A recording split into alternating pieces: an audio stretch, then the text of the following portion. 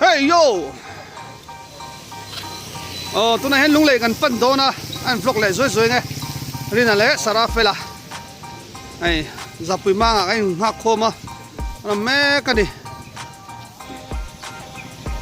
phụ tên nó thanh lẩu đều tụi này hết mũi phăng thanh ta mũi lăng phăng này đi nè nó khẩn mẹ cả xưa nên là anh xia bọc à ini pathum hi he motor khata ka chok mi dan chung baka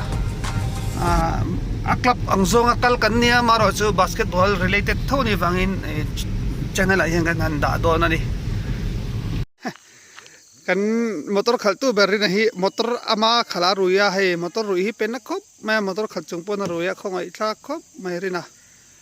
alu ka chuka he kan nga ka mausen kan pel to a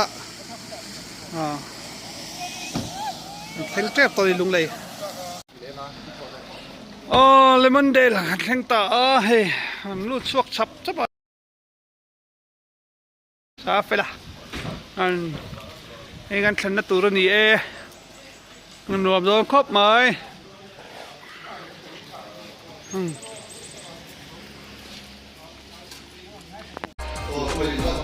hay gan chân nó tụt gan chân to homestay lemon day là đâu nhỉ hay nó mẹ khóc mày hay con làm bằng tayกันrồi nuôi thôi mà hay TV tay là mà hay tăng cái một thời đó này tăng cái mua mấy ăn cái chứ nhìn chúng làm bằng ăn chầu chi lắm sẽ có nè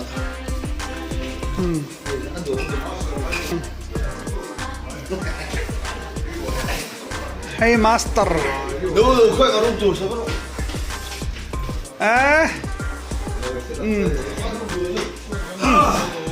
Khoe non smoking hậu khăn một ton pon po hay một tập nó nói là phật ký hay là po cái cầm muông cái tăng cầm một ton cái tại hiện hay cái một ton tại hiện cái như làm shit tiếng này đấyนี่นะปุ๊มอเตอร์คัลรุยาให้เรามูบ้าไม่ค่อยท่าครบไม่แล้วกันเช่งตัวให้พอสูงชวนอินบิซีเอา practice สันวอร์มอัพชนะลุงเลยลำปังเขาฮีอันเจอร์ซี่แล้วเช่งแล้ววะชวนnó bằng khéo tụi nó bón phút tổ khop mày hay bớt sậy sầu về mẹ cái này hey anh số tạt ra mà cần vlog man tắc tắc lâu à mi bùi khăn khát cái này hey thay nạc bùi cần lắp phút sửa anh nuông khop mày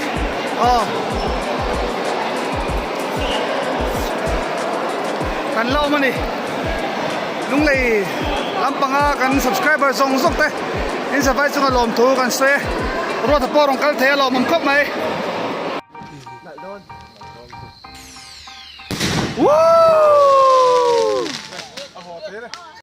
tu này hian lúc lấy trên chuộc don đã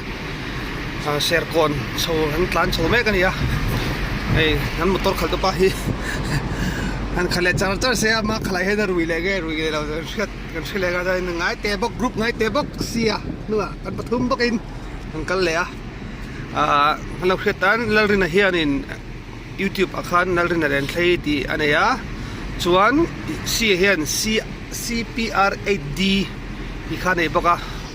lo sap sak ve vek don ni ti khan soilang ni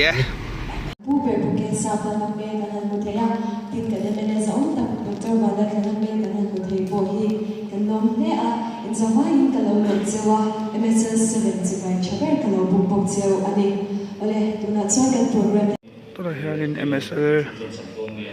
7 otte ki la don ne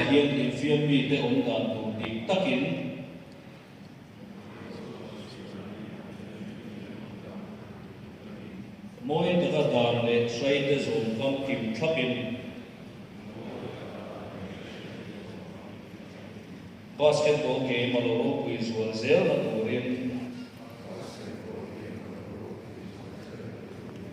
thei top ka chuang tin he in fiam na atanga in u naw na thazok lo pian thei na turin le he in fiam na atanga in u naw na thazok lo pian thei na turin le kan team te ming alo zawn zual thei na turin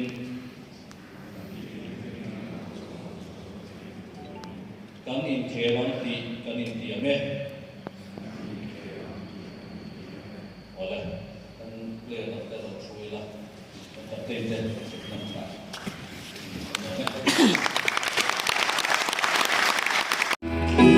tip off kan so nai to hey la atop khanan an sani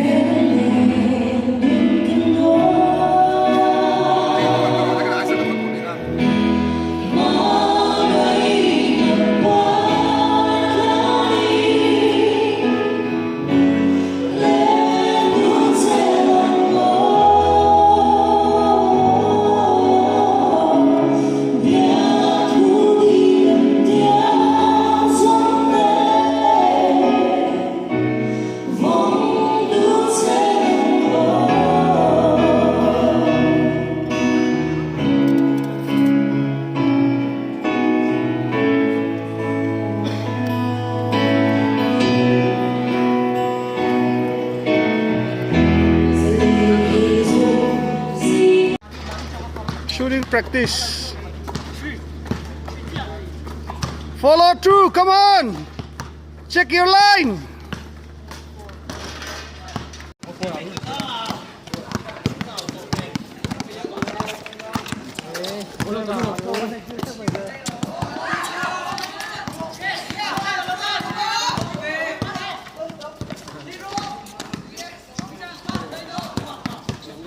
Yan in MSL Game 1,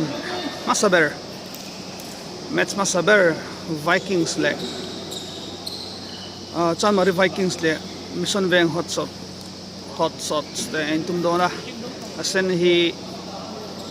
hot shots niya. Var hi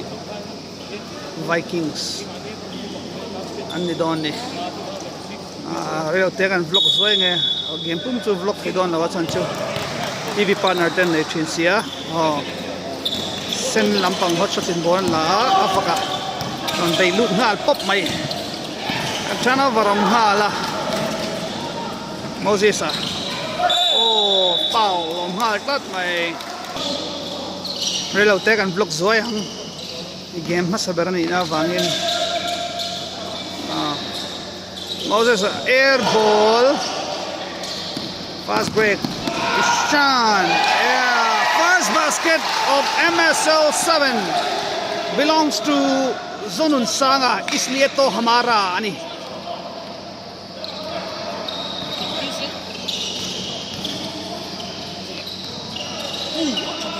Kacu amoy to.